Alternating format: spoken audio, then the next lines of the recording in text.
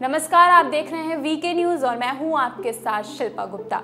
जम्मू कश्मीर में पिछले कुछ दिनों की हलचल के बीच केंद्र सरकार ने सोमवार को संसद में बड़ा ऐलान किया। जी हां, नरेंद्र मोदी सरकार ने जम्मू कश्मीर पर बहुत बड़ा फैसला लिया है। गृह मंत्री अमित शाह ने जम्मू कश्मीर से अनुच्छेद 370 को खत्म करने का संकल्प राज्यसभा में पेश किया है। इसके अलावा राज्यसभा में अमित शाह ने राज्य पुनर्गठन विधेयक को भी पेश किया है।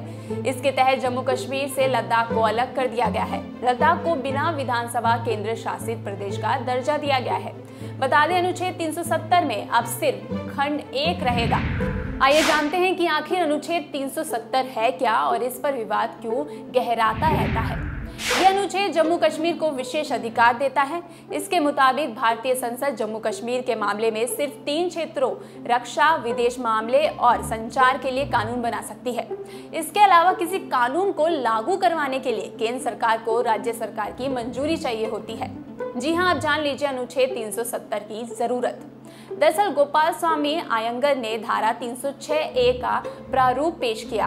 बाद में ये धारा 370 बनी। इस अनुच्छेद के तहत जम्मू कश्मीर को अन्य राज्यों से अलग अधिकार मिले। 1951 में राज्य को संविधान सभा अलग से बुलाने की अनुमति दी गई। नवंबर 1956 में राज्य के संविधान का कार्य पूरा हुआ। 26 जनवरी 1957 को राज्य में विशेष संविधान लागू कर दिया गया। अब आपको बताते हैं कि धारा 370 के साथ जम्मू कश्मीर के पास क्या थे विशेष अधिकार, साथ ही जम्मू कश्मीर में क्या थे हालात जब थी धारा 370। आपको बता दें, धारा 370 के तहत संसद को जम्मू कश्मीर के बारे में रक्षा, विदेश मामले और संचार के विषय में कानून बनाने का अधिकार था। अलग विषयों पर कानून लागू करवाने के लिए केंद्र को राज्य सरकार की सहमति लेनी पड़ती थी। जम्मू कश्मीर राज्य पर संविधान की धारा 356 लागू नहीं होती थी, यानी कि राष्ट्रपति शासन नहीं होता था। साथ ही राज्य के संविधान को बर्खास्त करने का अधिकार भी नहीं था।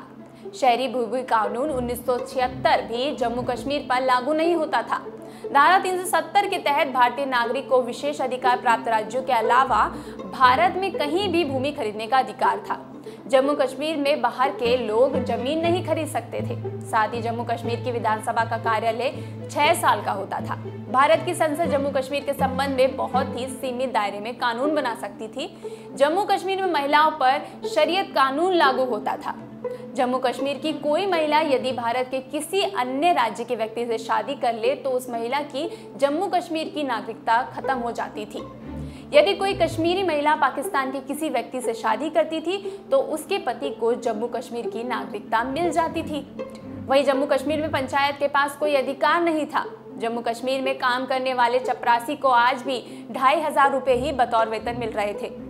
कश्मीर में अल्पसंख्यक हिंदुओं और सिखों को 16% आरक्षण नहीं मिलता था। जम्मू कश्मीर का झंडा अलग होता था।